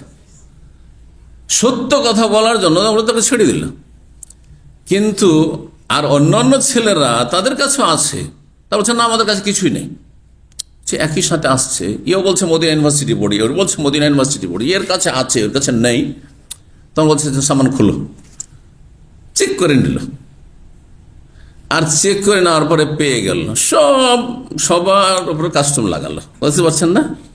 জি, কখনো কখনো দেখা যায়। ভয় করবেন, এই জন্য আল্লাহকে ভয় করুন। দুনিয়ার স্বার্থে আমার ক্ষতি হয়ে যাবে সেই জন্য আমি মিথ্যা কথা বলবো, আমার এই লাভটা হাতছাড়া হয়ে যাবে সেজন্য মিথ্যা কথা বলবো, কখনো বলবেন না। হ্যাঁ, লিল্লাহিয়াত যখন মানুষের মধ্যে চলে আসবে তখন কাউকে ভয় করবে না। লাভ হোক লস হোক, আমি সত্য কথা বলবো। দেখেন, কোম্পানিতে অনেক সময় আপনি ক্ষয়ক্ষতি থেকে বাঁচার জন্য একটা মিথ্যা কথা আপনি আপনার বসকে বলে দিলেন, ম্যানেজারকে বলে দিলেন, কিন্তু যদি জেনে নেয় যে আপনি মিথ্যা বলেছেন, তাহলে আপনার চাকরি থাকবে? চাকরি চলে যাবে। কিন্তু একটা লোক যদি সত্যি বলে যে স্যার আমি ভুল করেছি, আমি এই অপরাধটা করে ফেলেছি, এটা করেছি, বলছে হ্যাঁ করেছি, কেন করলেন? ভুল করেছি আমি স্যার, দুঃখিত, ক্ষমা চাইছি, আমাকে মাফ করে দেন, একবার সুযোগ দেন। দেবে না? দেবে না? মায়া হয়ে যাবে তার উপর। এই জন্য মানুষ মিথ্যা কথা কখন বলে? যখন দুনিয়াদার হয়ে যায়, যখন দিনদার হয়ে যাবে, আমার দুনিয়ার কি হচ্ছে না হচ্ছে এটা দেখার বিষয় নয়, তখন আর মিথ্যা কথা বলবে না, মিথ্যা কথা বলবে। আল্লাহ বুঝার আমল করার তৌফিক দান করেন।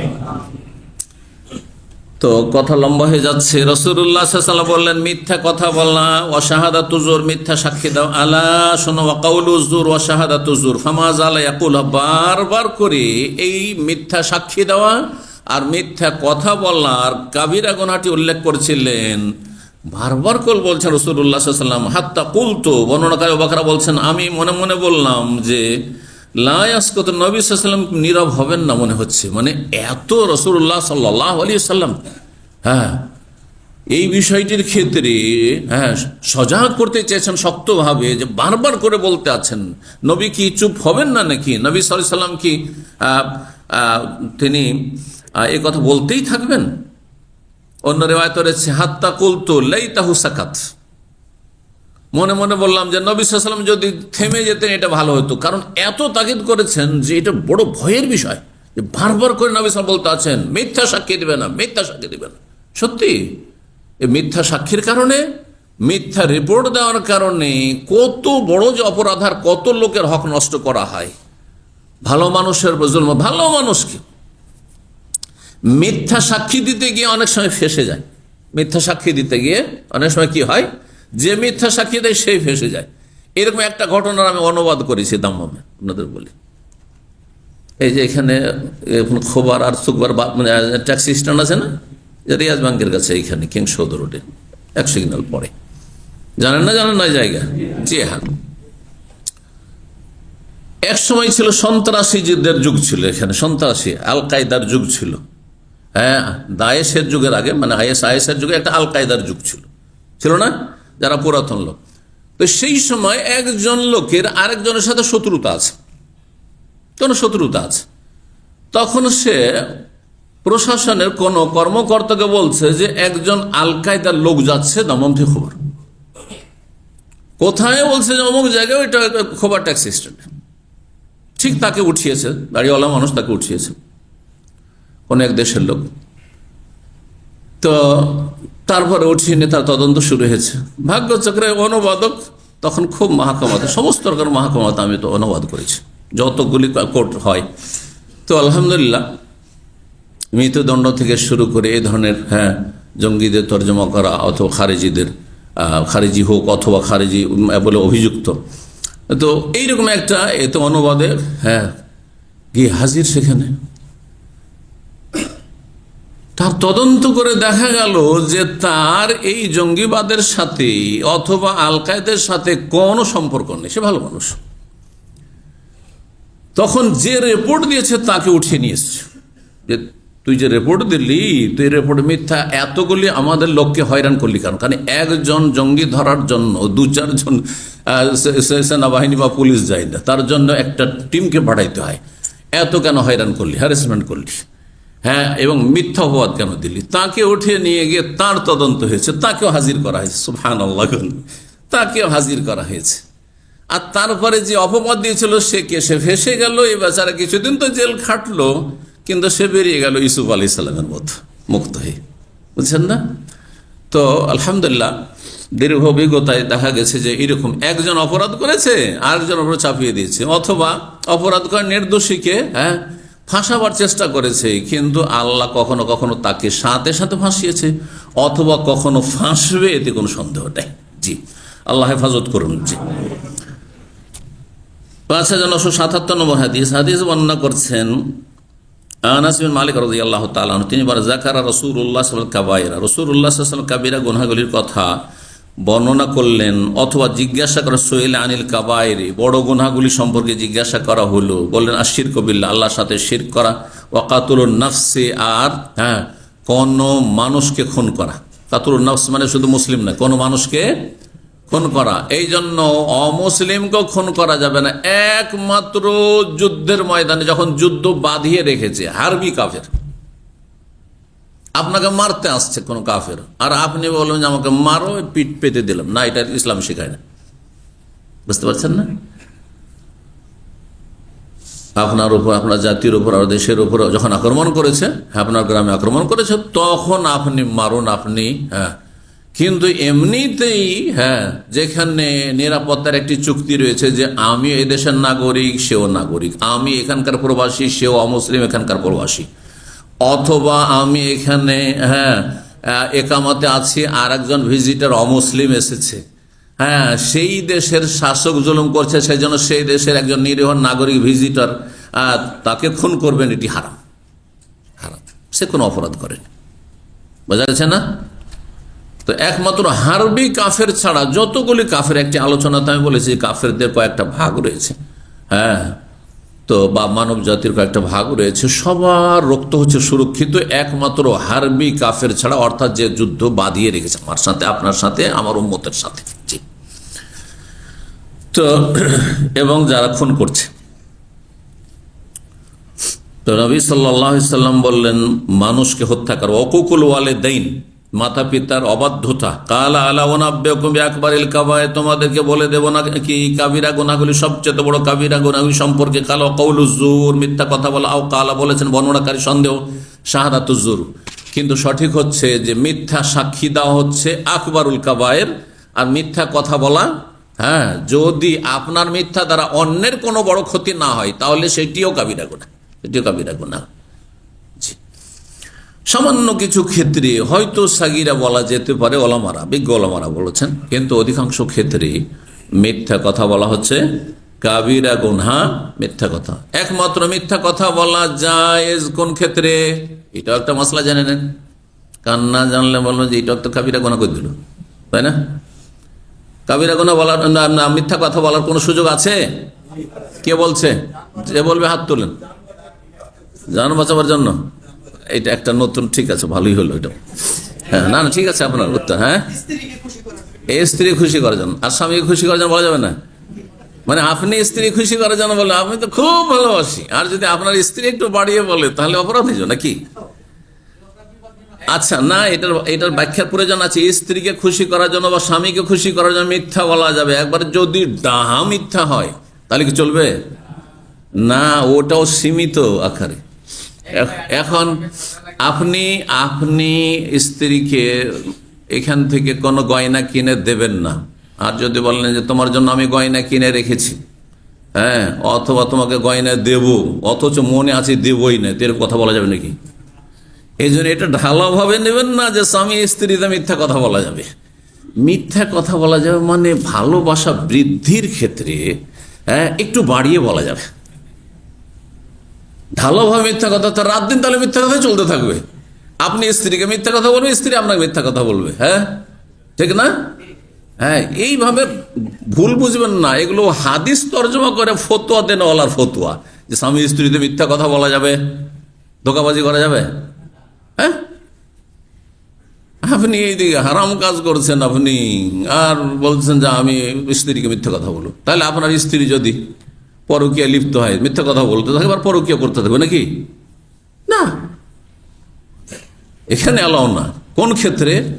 একটু বিনোদনের সময়, ভালোবাসা বৃদ্ধির জন্য, তোমাকে খুব ভালোবাসি, অথচ তোমার ভালোবাসার জন্য সারা রাত ঘুম আসতে চাই না, কথা বোঝা গেছে? সবসময় তোমার কথা মনে করে, সবসময় ঘুরে না কিন্তু দিনে 2-3 বার মনে পড়ে। এই যে বাড়িয়া বললেন, এইটা জায়েজ, এইটা জায়েজ রয়েছে, বুঝছেন না? ওই আপনার স্ত্রী যদি বলে যে তোমার জন্য আমার চোখে সবসময় পানি আসে, তোমার কথা মনে হইলেই শুধু কান্না করতে থাকি, অথচ কান্না মাঝে মধ্যে কখনো হয়তো আসে, বুঝতে পারছেন না? এইগুলো জায়েজ, মানে ভালোবাসা বাড়ানোর জন্য জায়েজ।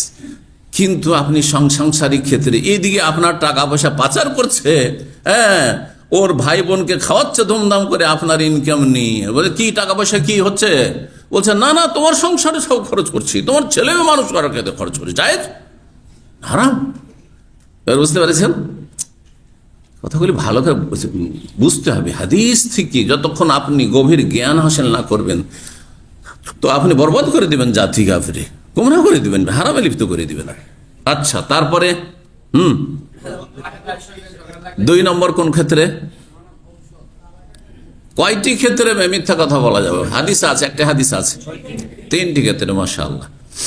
ওই হাদিসে কিন্তু আরেকটি ক্ষেত্র নাই, ওই যেটা বলেছে ভাই, ওটাও কিন্তু শামিল হাদিসে, মানে এই 3টিতে সীমিত করা হয়নি, এটাও মনে রাখবেন। সেটা হচ্ছে জীবন রক্ষার জন্য, নিজের জীবন অথবা অন্যের জীবন রক্ষা করার জন্য। আপনার বাড়িতে একজন নিরীহ ব্যক্তি এসে আশ্রয় নিয়েছে, অথবা এমনি মানুষ অপরাধী, কিন্তু সে অপরাধী মানে জনগণ গণপিটুনিতে খুন করবে, এটা জায়েজ নাই। প্রশাসন হাতে, থানার হাতে, পুলিশের হাতে তুলে দেবে। এসে আশ্রয় নিয়েছে, আর এসে গ্রামের লোক এখন গণপিটুনি দিয়ে মারবে, সেই জন্য তল্লাশি চালাচ্ছে। তোমার বাড়িতে ঢুকেছে, বলছে না আমার বাড়িতে আসেনি, আর ওকে আশ্রয় দিল, তারা পুলিশের হাতে তুলে দিল। বুঝতে পারছেন?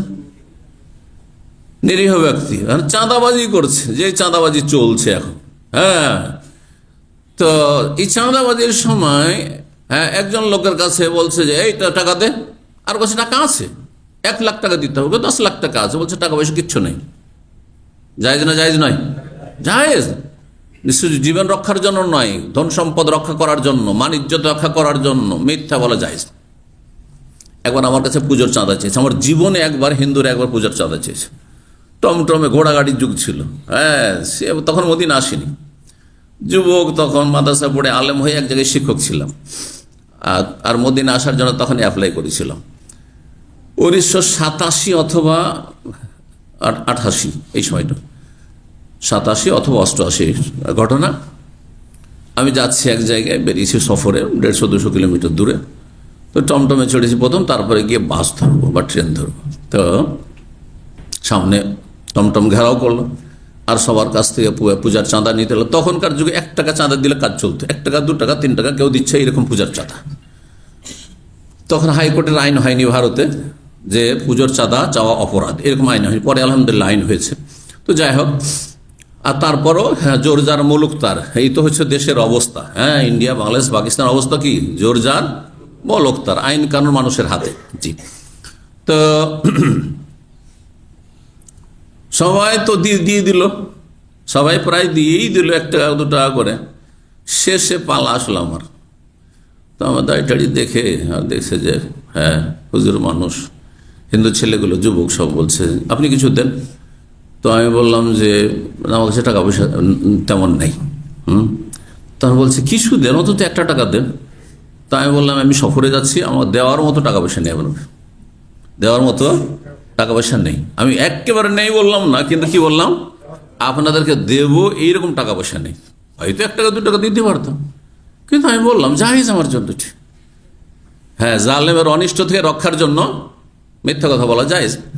যে হাদিসটিতে 3টি আছে, তার একটি হচ্ছে স্বামী স্ত্রীতে ভালোবাসা বৃদ্ধির জন্য মিথ্যা কথা বলা, সব ক্ষেত্রে নয়। ভালো করে শুনবেন। 2 নম্বর ওই হাদিসের কথা কে বলবে? 2 বন্ধু, শুধু 2 সমাজে নয়, 2 বংশে নয়। হ্যাঁ, এ বন্ধু নিয়ে বেশি গুরুত্ব দিয়েছে। বন্ধুর মীমাংসা বেশি গুরুত্ব না জাতির? এক দেশের আর এক দেশের সাথে যুদ্ধ লাগতে যাচ্ছে। হ্যাঁ, পাকিস্তান ভারতের যুদ্ধ লাগতে যাচ্ছিল কিছুদিন আগে, আর মীমাংসার জন্য যারা পৌঁছিল, ভালো কাজ নাই যে যুদ্ধ হইতে দেবো না। বোঝা গেছে? এক বংশের আর এক বংশের সাথে এই যে লাঠি সোটা নিয়ে মারামারি চলছে, বল্লম ফর্সা নিয়ে বাংলাদেশে। এখানে যদি মীমাংসা করার ক্ষেত্রে, যে কোনো মীমাংসা, স্বামী স্ত্রী মীমাংসা, স্বামী স্ত্রীর ঝগড়া, আবার তালাকের পরিস্থিতি, হ্যাঁ, মেয়ের পক্ষ ছেলের পক্ষ ঝগড়া বিবাদ লেগে গেছে, আর তালাক মেয়ে ছাড়িয়ে নিবে অথবা এরা ছেড়ে দেবে। এইরকম ক্ষেত্রগুলিতে মিথ্যা বলা যাবে। এদের কাছে যাবেন, গিয়ে বলবেন, ওদের প্রশংসা করবেন আর বলবেন যে খুব ভালোবাসা আপনাদেরকে, এক্ষুনি ওদের সাথে আমি দেখা করেছি, ওরা আপনাদের সাথে সম্পর্ক ছিন্ন করতে চায় না, আত্মীয়তা রক্ষা করতে চায়, আপনাদেরকে অবদান ভুলতে পারে না, অথচ সব ডাহা মিথ্যা কথা, চলবে, কোনো অসুবিধা নেই। আবার এদের কাছে আর ওদের কাছ থেকে আমি এলাম, ওরা খুব ভালো মানুষ, হ্যাঁ আপনাদের খুবই ভালোবাসে, আপনাদের সম্পর্কে খুব পজিটিভ, সব নেগেটিভ শুনে এলেন, কিন্তু সমস্ত নেগেটিভ শুনে এসে বললেন সব পজিটিভ, বুঝছেন না? আপনাদের সাথে তারা মিলতে চায়, চলেন বসি এক জায়গায়, ওরা আপনাদেরকে খুব বেশি ভালোবাসে, আর তারপরে দুই দলকে কাছাকাছি, অন্তরকে কাছাকাছি করে দিয়ে মীমাংসা করে দিলেন। এই ক্ষেত্রে মিথ্যা করা হয়। হ্যাঁ, লা খায়রা ফী কাসীরিম মিন নাজওয়াহুম ইল্লা মান আমারা বিসাদাকাতিন আও মারুফিন আও ইসলাহিম বাইনান নাস। মানুষের মাঝে মীমাংসার ক্ষেত্রে আপনি মিথ্যা বলতে পারেন, মীমাংসার জন্য। জি, আর 3 নম্বর, যুদ্ধের ময়দানে, যুদ্ধের ময়দান আল হারব খুদা, হাদিসে রয়েছে যুদ্ধ হচ্ছে প্রতারণার নাম। যুদ্ধে যাচ্ছেন, হ্যাঁ এই সময়, এই ঠিক এই সময় শুরু করব, এই ধরনের অস্ত্র ব্যবহার করব, আর আমরা এই দিকে যাচ্ছি, না না না, হ্যাঁ গোপন রাখেন, গোপন রাখেন। তো এগুলো হচ্ছে রণকৌশল। তো এই ক্ষেত্রেও মিথ্যা বলা যাবে। জি, আল্লাহর দিনের খাতিরে হইলে না, দুনিয়ার খাতিরে মারামারি, জমি জায়গায় নিয়ে মারামারি, মিথ্যা বলবেন নাকি? হ্যাঁ, ক্ষমতার লড়াই, হ্যাঁ গদির লড়াই, ইলেকশনের লড়াই, মিথ্যা বলবেন। কারণ এই গণতান্ত্রিক ইলেকশন মানে মিথ্যার চড়াচড়, মিথ্যা ছাড়া গণতন্ত্রের ইলেকশন হয় না। প্রতিপক্ষকে হ্যাঁ প্রতিহত করার জন্য, হারাবার জন্য যত মিথ্যা বলতে পারে তত বেশি সফল ইলেকশনে, ঠিক কিনা? জায়েজ না হারাম? এগুলো, এটা হারাম। হ্যাঁ, সবাই মিথ্যা কথা বলে, এমন কোন রাজনীতিবিদ নেই এই গণতন্ত্রের রাজনীতি মিথ্যা বলে না, সব মিথ্যা কথা বলে। কে বললো? জি, আমরা এই করব, আমরা সেই করব, ওরা কিছুই করেনি, হ্যাঁ এটা বলে না, সবাই বলছে, এটা সব তো মিথ্যা কথা, এগুলো সব তো মিথ্যা কথা বলা। গণতন্ত্র হচ্ছে কুফরি রাজনীতি, সোজা কথা। গণতন্ত্রে বিশ্বাসী হয়ে রাজনীতি করা হারাম, শিরকি কাজ, কুফরি কাজ, ভালো করে শুনে রাখেন। জি, যারা জানেন না তারা শিখুন এসে। জি,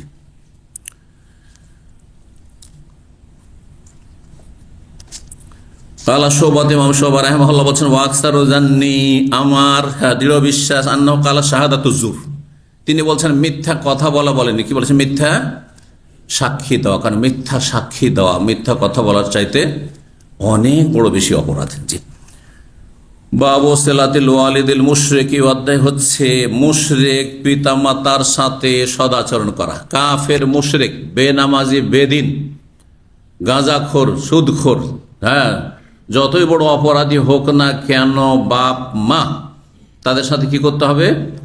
সদাচরণ করতে হবে, সদ্ব্যবহার করতে হবে। 5978 নম্বর হাদিস। হাদিস বর্ণনা করছেন আসমা বিনত আবি বকর রাদিয়াল্লাহু তাআলা আনহুমা, তিনি বলেন, আতাতনি উম্মি রাগিবা ফি আহদিন নবী সাল্লাল্লাহু আলাইহি সাল্লাম, আমার আম্মা আসলেন নবী সাল্লাল্লাহু আলাইহি সাল্লামের আমলে, রাগিবাতান, আমার কাছ থেকে কিছু হ্যাঁ পাওয়ার উদ্দেশ্যে। যে মেয়ের কাছে যায় মদিনায়, হ্যাঁ মক্কায় ছিল এ আসমার মা, আর ইসলাম গ্রহণ করেনি। ইসলাম যখন গ্রহণ করলো না, তখন আবু বকর সিদ্দিক রাদিয়াল্লাহু তাআলা আনহু সেই মহিলাকে তালাক দিয়েছিলেন। সেই মহিলার নাম ছিল কাইলা বিনতে আব্দুল উজ্জা, আব্দুল উজ্জার মেয়ে কাইলা। তো আবু বকর সিদ্দিক রাদিয়াল্লাহু তাআলা আনহু ইসলাম গ্রহণ করলেন, মেয়েরা ইসলাম গ্রহণ করলো, আসমা ইসলাম গ্রহণ করলেন, আয়েশা রাদিয়াল্লাহু তাআলা ইসলাম গ্রহণ করলেন। কিন্তু মা, এই মা ছিল আসমার মা, আয়েশার মা না। তাহলে আয়েশা রাদিয়াল্লাহু তাআলা আর আসমা, তাদের বাপ এক কিন্তু মা ভিন্ন ভিন্ন, সৎ বোন ছিলেন তারা, কথা মনে রাখবেন। কারণ আয়েশা রাদিয়াল্লাহু তাআলা মায়ের নাম উম্মে রুমান, হাদিস রয়েছে, আর আসমা রাদিয়াল্লাহু তাআলা মায়ের নাম ছিল কাইলা। তো আসমা চলে এসেছেন হিজরত করে বাবার সাথে মদিনায়, মা সেখানে ছিল, আর কট্টর মুশরিক ছিল, একবারে কাফির, ইসলাম গ্রহণ করবে না, ইসলাম বিদ্বেষী। কিন্তু ভাবলো যে মেয়ে যখন মদিনায় আছে, তো মেয়ের কাছে আশা করি কিছু পাবো, হ্যাঁ ভালো আচরণ করবে, কিছু দেবে, সেই জন্য মেয়ের কাছে আসলো, হাজির হলো। তখন নবী সাল্লাল্লাহু আলাইহি ওয়াসাল্লামকে তিনি জিজ্ঞাসা করলেন, বলছে ফাসআলতুন নবী সাল্লাল্লাহু আলাইহি ওয়াসাল্লাম, নবী সাল্লাল্লাহু আলাইহি ওয়াসাল্লাম জিজ্ঞাসা করেন আসে লোহা, তার সাথে আমি কি সুসম্পর্ক বহাল রাখতে পারবো, আমি কি তার সাথে সদাচরণ করব, তাকে কি কিছু আমি দিতে পারবো, টাকা পয়সা, হ্যাঁ, ইত্যাদি। কালার নাম, হ্যাঁ অবশ্যই। মা যদিও মুশরিকা হয় তবু তার সাথে কি করতে পারবে, সদ্ব্যবহার করতে পারবে। এখানে একটি বিষয় বুঝার, সেটা মাদ্রাসার আলেমদের এবং ছাত্রদেরও কাজে আসবে, যদিও সাধারণ মানুষ অতটাই বিষয়গুলি হয়তো বুঝবেন না, তারপরে বুঝবেন, কারণ আমি এমন করে বলি যে সাধারণ মানুষও যাতে করে বুঝে।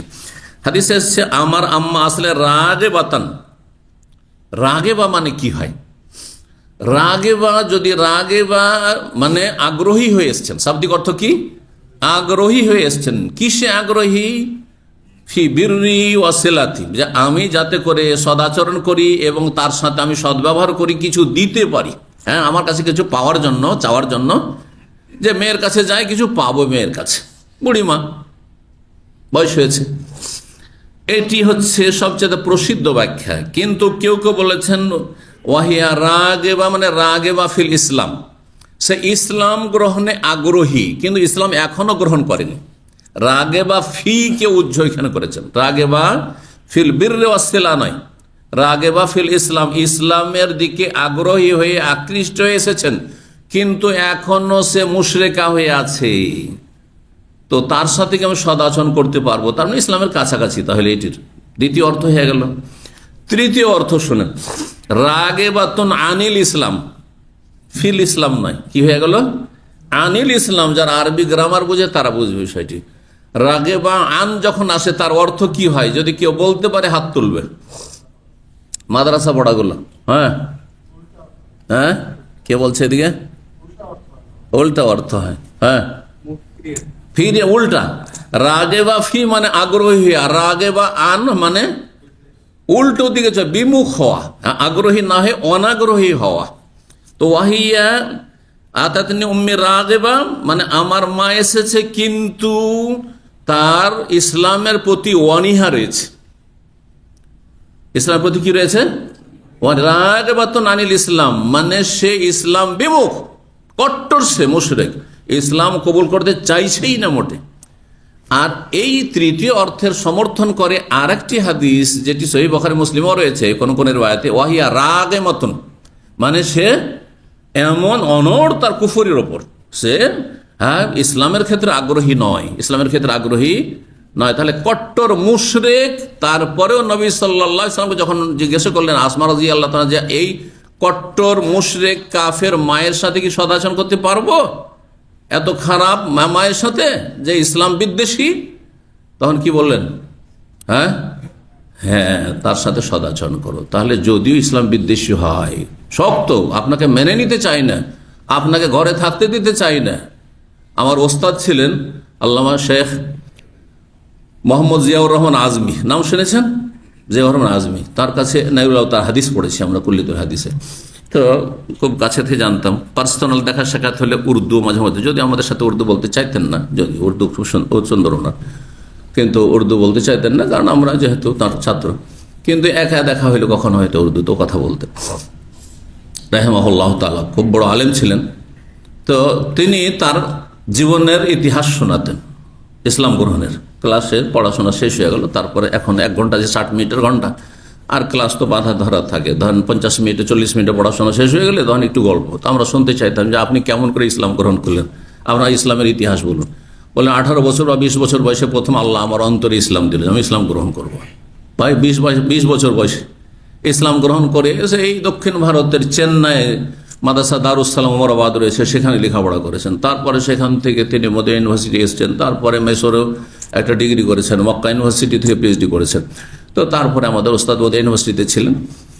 তো তিনি বললেন যে আমি বাপ মা যতদিন বেঁচে ছিল এত কট্টর ছিল, তারা ছিল ধোপা, ধোপা বুঝেন, যারা কাপড় ধোয়, হ্যাঁ লন্ড্রির কাজ করে, ধোপা ছিল, মানে নিম্ন শ্রেণীর যারা হিন্দু। তো ওদের আল্লাহ আমাকে টাকা পয়সা দিয়েছে, আমি সৌদি আরবে থাকি, সৌদি আরব নাগরিকত্ব পেয়ে গেলাম।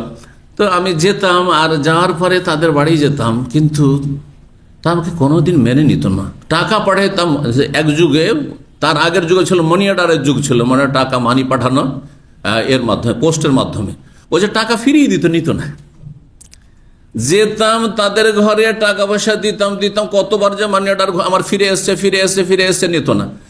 তারপর থেকে নিতে শুরু করলো, তারপরে বারবার যখন পাঠাইতে থাকলাম, কিন্তু ছাড়িনি, পাঠাইতে থাকলাম, নিতে শুরু করলো। যেতাম তাদের ঘরে, পানি পর্যন্ত খেতাম না, ভয়ে যে কখন হয়তো বিষ খাইয়ে মেরে দেবে। এত কট্টর ছিল, ছেলেকে মেরে দিতে পারে। কারণ হিন্দুরা বড়ই কট্টর, কিন্তু বড়ই কট্টর। এই খ্রিস্টানদের মতো উদারতা তাদের মধ্যে নেই। খ্রিস্টানদের ঘরে ফিলিপাইনে বা ইউরোপে আমি দেখে আসলাম, ব্রিটেনেও, ম্যানচেস্টারে দেখে আসলাম, সুবহানাল্লাহ, কিছু ছেলে আমাদের মসজিদের তৌহিদে সেখানে এসে ইসলাম শিখছে, আর বাবা রেখে যাচ্ছে, মা খোঁজ খবর নিচ্ছে, মা তাকে খাওয়াচ্ছে, একই ঘরে থাকছে। জি, বাপ মা খ্রিস্টান হয়ে আছে, ছেলে হেদায়েতে দাঁড়ি, মাশাআল্লাহ, মোদি ইউনিভার্সিটি অ্যাপ্লাই করেছে একটা ছেলে। তো আল্লাহ যেন তাদেরকে দিনের উপর টিকাবে। তো যাই হোক, একসময় এত কট্টর ছিল বাপ মা। আল্লামা শেখ মোহাম্মদ জিয়াউর রহমান আজমি রাহিমাহুল্লাহ যে বলছে, তাদের বাড়িতে আমি ভয়ে জীবনে পানিও খেতাম না একটুকু। যেতাম, দেখা সাক্ষাৎ করে, রাতও কাটাইতাম না, তারপরে দিনে দিনে সেখান থেকে চলে আসতাম। জি, তো ওয়াহিয়া রাগেবা বা ওয়াহিয়া রাগেমা, আমার কাছে আমার আম্মা সে রাগেমা মানে সে বিদ্বেষী। হ্যাঁ, মান রাগেবা আন সুন্নতি, যে আমার সুন্নত থেকে কি হয়ে যাবে, বিমুখ, মুখ ফিরিয়ে নেবে। তো আন যখন হারফেজার সেলা আসবে রাগেবার, তখন কি রাগেবার অর্থ হয়ে যাবে বিমুখ হওয়া। আর রাগেবা ফি, যখন ফি সেলা আসবে হারফেজার, তখন তার মানে হবে আগ্রহী হওয়া।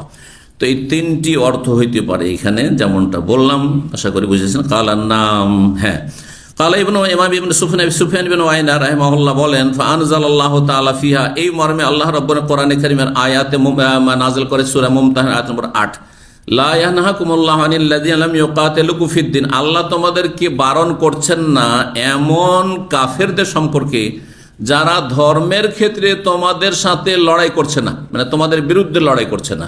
ওয়ালাম ইউখরিজুকুম মিন দিয়ারিকুম, তোমাদের বাড়ি থেকে, তোমাদেরকে দেশ থেকে বহিষ্কারও করছেন না। হ্যাঁ, আনতাবাররুহুম ওয়া তুকসিতু ইলাইহিম, তাদের সাথে সদাচরণ করতে পারো, তাদের সাথে ন্যায়সঙ্গত আচরণ, ইনসাফের আচরণ করবে, এতে আল্লাহ নিষেধ করছেন না। তাহলে অমুসলিমদের সাথে আল্লাহ ন্যায় নীতি অবলম্বন করতে বলেছেন, সদ্ব্যবহার করতে বলেছেন, এতে আল্লাহ নিষেধ করেননি। এমন অমুসলিম যারা ধর্মের জন্য, আমরা মুসলিম সেজন্য আমাদের বিরুদ্ধে লড়াই করে না, আমাদেরকে বাড়ি থেকে বা দেশ থেকে তাড়িয়ে দিচ্ছেন না, বা তাদের দেশ থেকে তাড়িয়ে দিচ্ছেন না, তাদের বিরুদ্ধে লড়াই করা এবং তাদের সাথে ঝামেলা বাঁধানো, অথবা তাদের সাথে অসৎ ব্যবহার করা বা তাদের ক্ষেত্রে অবিচার করা, এসব আল্লাহ নিষেধ করেছেন। বরং তাদের সাথে ইনসাফ করতে বলেছেন এবং তাদের সাথে সদাচরণ করতে বলেছেন। তারপরে আল্লাহ বলছেন, ইন্নামা ইয়ানহাকুমুল্লাহু আনিল লাযিনা কাতালুকুম ফিদ-দ্বীন ওয়া আখরাজুকুম মিন দিয়ারিকুম ওয়া যাহারু আলা ইখরাজিকুম আন তাওয়াল্লাহুম, আল্লাহ নিষেধ করছেন ওই সব কাফেরদের সাথে তোমাদের মিত্রতা, তাহলে বন্ধুত্ব, হ্যাঁ, মাওয়ালাত, ভালোবাসা আল্লাহ হারাম করছেন এমন কাফেরদের সাথে যারা ধর্মের জন্য তোমাদের বিরুদ্ধে লড়াই করে, তোমাদেরকে দেশ থেকে তাড়িয়ে দিতে চায়, হ্যাঁ, এবং তারা যারা দেশ থেকে তাড়িয়ে দেয় তাদের যারা সাপোর্ট করে, তাদের সাথে সম্পর্ক রাখবে, তাদের সাথে ভালো আচরণ করবে না। তারা যেমন ইটের জবাব ইট দিয়ে দেবে যদি ক্ষমতা থাকে, আর ক্ষমতা না থাকলে হেকমার সাথে তাদের অনিষ্ট প্রতিহত করবে, তাদের অনিষ্ট তাদের দিকে ফিরিয়ে দেওয়ার চেষ্টা করবে এবং তাদের জন্য বদদুয়া করবে। হ্যাঁ, আল্লাহ যারা বোঝার আমল করার তৌফিক দান করেন। আয়াত নাযিল হয়েছে কি সম্পর্কে? হ্যাঁ, এমন অমুসলিম যারা আমার ক্ষতি করছেন না, তাদের আপনি হিতাকাঙ্ক্ষী হবেন, তাদের সাথে সদাচরণ করবেন, তাদের সাথে ন্যায় নীতি অবলম্বন করবেন, তাদের বিরুদ্ধে অস্ত্র ধারণ করবেন না, জায়েজ নাই। এবং তারা যদি আত্মীয় হয়, মা হয়, বাপ হয়, আত্মীয় স্বজন হয়, তাদের সাথে সুসম্পর্ক রাখবেন। আল্লাহ বুঝার আমল করার তৌফিক দান করেন। জাযাকুমুল্লাহু খাইর। সুবহান রাব্বিকা রাব্বিল ইজ্জাতি আম্মা ইয়াসিফুন ওয়া সালামুন আলাল মুরসালিন ওয়াল হামদুলিল্লাহি রাব্বিল আলামিন।